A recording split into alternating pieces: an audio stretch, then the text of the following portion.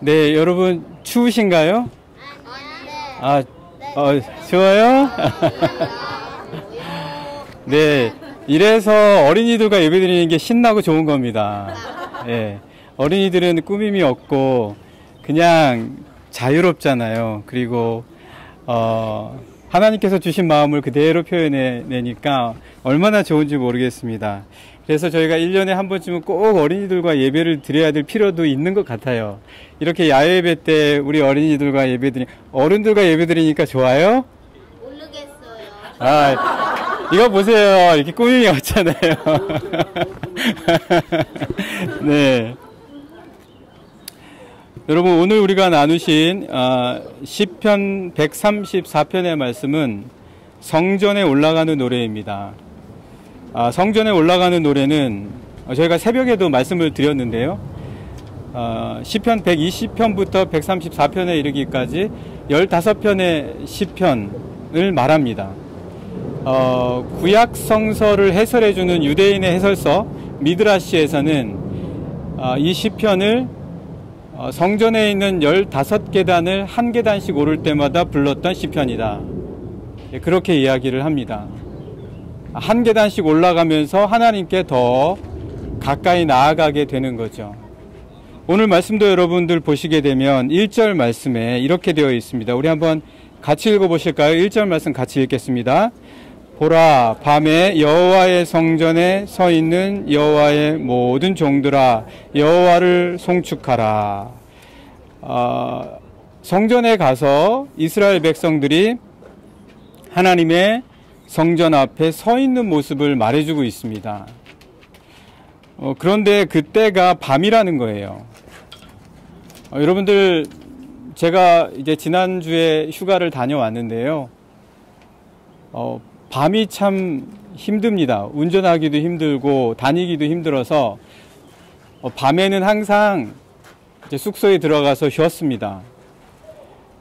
전에는 밤에도 막 운전도 하고 밤을 새워가면서 휴게소에서 잠도 자고 막 그랬었거든요. 그런데 지금은 그러면 운전 자체와 여행 자체가 위험할 것 같아서 밤에는 꼭 들어가서 쉬는데, 그게 이제 어떻게 보면 하나님께서 우리에게 만들어주신 그런 창조의 질서겠죠. 밤은 그런 겁니다. 밤은 우리 눈에 많이 보이지도 않고 또 제약도 많이 생기게 되고 어려움도 있습니다.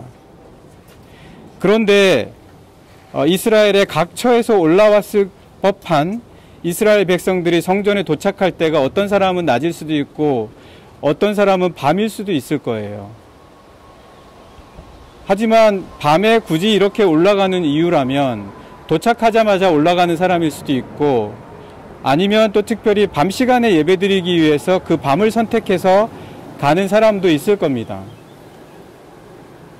그런데 그게 단순히 그냥 밤이 아닐 수도 있습니다. 우리 그리스도인들은 밤을 두려워하지 않는 자들입니다. 인생에 밤이 있습니다. 인생에 잘 보이지 않을 때가 있어요. 그래서 어느 길을 선택해야 될지 모를 때가 있습니다. 그럴 때는 아무것도 못하고 주저하면서 뒤로 물러나야 될 것인가? 오늘 이 성전에 올라가는 사람들의 이 시편의 말씀은 밤에 멈추지 않겠다는 거예요. 이 인생의 길에서 밤이 올지라도 밤에라도 내가 나아가겠다. 우리가 왜 그리스도인이 됐습니까? 그리스도인이 도대체 무엇입니까? 그리스도인으로서 그리스도 예수께서 우리에게 보여주신 것이 무엇입니까? 주님은 아무래도 십자가를 지실 때 자신이 이 땅 가운데 내려오신 사역 가운데 밤과 같은 시기였을 거예요. 그러나 주님은 그 밤도 꿋꿋이 가셨습니다. 오늘 이 시편에 여호와의 성전에 특별히 밤이라고 나와 있는 이 시간에 하나님의 성전에 나와 있는 자들같이 오늘 우리 그리스도인으로서 우리 영락의 모든 분들은 밤에라도 멈추지 않고 꿋꿋이 나아가시는 우리 주님의 뒤를 따라서 용기와 힘을 얻으시는 우리 영락의 모든 성도님들 되시기를 간절히 바랍니다. 그래서 오늘 1절에서 이 시편의 기자는 그걸 말해주고 싶은 거예요. 우리는 밤일지라도 여호와의 성전에 서자. 우리는 밤일지라도 나아가자. 밤일지라도 기도하는 것을 멈추지 말자. 기도를 방해하는 그 어떤 것들이 있을지라도 우리는 기도하며 나아가자.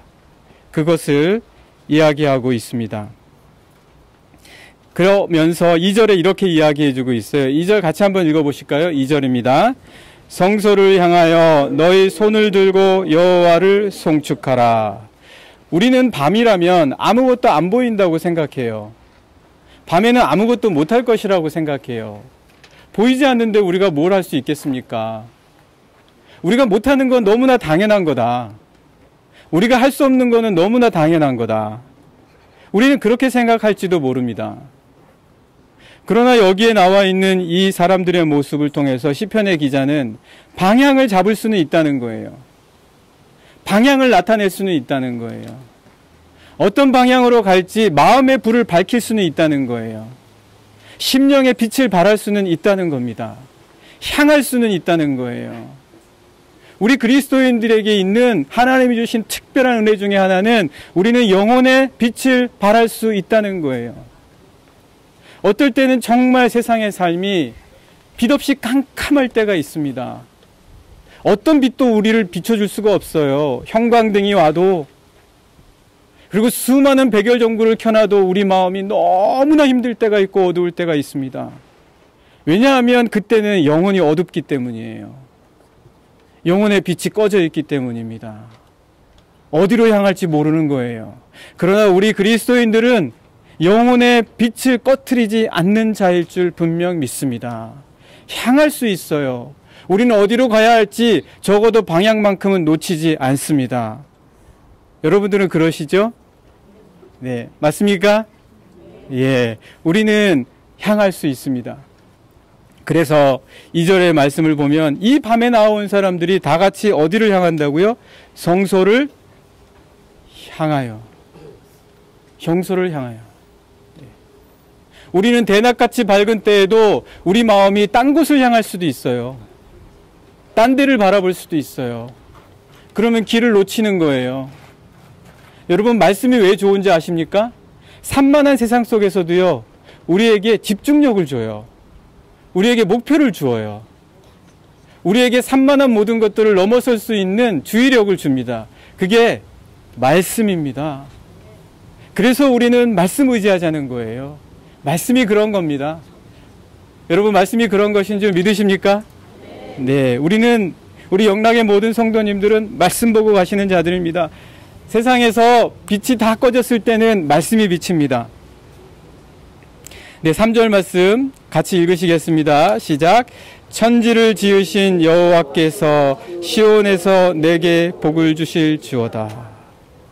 여러분, 여기에 이 시편 기자는 분명하게 이렇게 말하고 있어요. 천지를 지으셨다. 천지를 지으셨다고요. 우리가 깜깜하다고 해서, 우리가 어둠 속에 파묻혔다고 해서 하나님이 우리를 못 보십니까?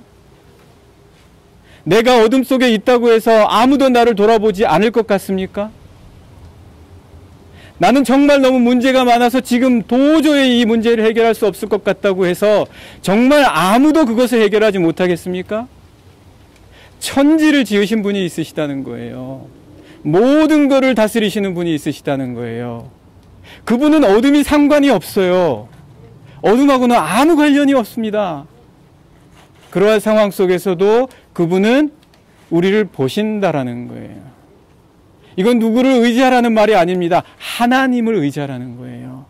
하나님을 의지하는 것을 어떻게 이룰 수 있습니까? 말씀이요. 말씀이요. 이 기록된 말씀은 1, 2년 만에 지어진 책이 아닙니다. 적어도 1600년 이상이나 되어진 기록된 말씀입니다.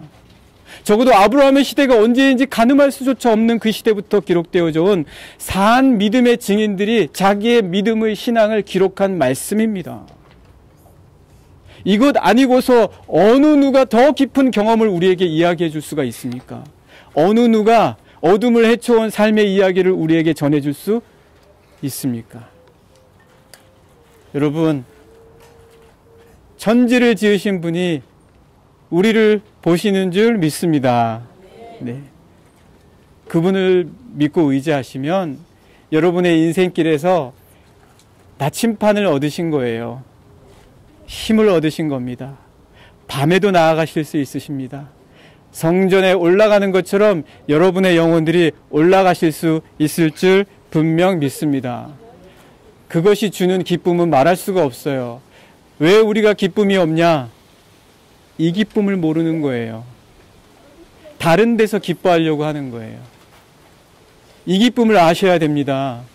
이 기쁨을 한번 보실까요? 여러분 주보에 보시면 히브리서 11장 6절 말씀입니다. 같이 읽겠습니다. 시작. 믿음이 없이는 하나님을 기쁘시게 하지 못하나니 하나님께 나아가는 자는 반드시 그가 계신 것과 또한 그가 자기를 찾는 자들에게 상 주시는 이심을 믿어야 할지니라. 여러분, 진짜 기쁨은 믿음에서 나오는 거예요. 여러분, 여러분의 자녀를 기쁘게 해주고 싶으세요? 선물 하나로 기뻐하게 해줄 수 있어요. 그러나 믿음을 가진 부모님은 자녀들에게 무엇과도 바꿀 수 없는 기쁨을 줍니다. 여러분, 내 인생의 기쁨을 찾기를 원하십니까? 정말 세상의 소소한 그러한 일들 때문에 기뻐하는 게 아니라 누구도 빼앗아갈 수 없는 그런 기쁨 찾으십니까? 그러면 말씀에서 과연 어떻게 해야 하나님을 기쁘시게 할 수 있을 것인가에서부터 기쁨을 한번 찾아보십시오. 그러면 그 기쁨은 이루 말할 수 없는, 누구도 빼앗아갈 수 없는 기쁨일 것입니다. 자연스럽게 하나님께 나아가고 있는 여러분들을 발견하실 것이고, 그리고 하나님이 주시는 상이 무엇인지 깨닫게 되실 줄 분명 믿습니다. 그래서 오늘 말씀처럼 하나님을 향한다는 것이 무엇인가, 성전에 올라간다는 것이 무엇인가 꼭 기억하셔서 밤이 올지라도, 저녁에는, 밤에는 울음이 기숙할지라도 아침이 오면 어떻죠? 기쁨이, 밝아요. 춤이, 기쁨이 우리 삶에 가득한. 여러분, 저는 지난 한 주에 만감이 교차했습니다. 여러분도 그러하실 거예요. 그럼에도 불구하고 기쁨을 잃지 말아야 되겠다. 내가 우울한 표정으로 사람들 앞에 서면 어떻게 되겠는가? 내가 세상 일 때문에 기뻐하면서 일희일비하면 어떻게 되겠는가? 하나님을 기뻐하는 자들은 영원히 기뻐한다. 영원히 기뻐한다. 늘 기쁨을 잃지 않으시는, 하나님을 향하시는 우리 영락의 모든 성도님들 되시기를 간절히 축복합니다. 함께 기도드리겠습니다.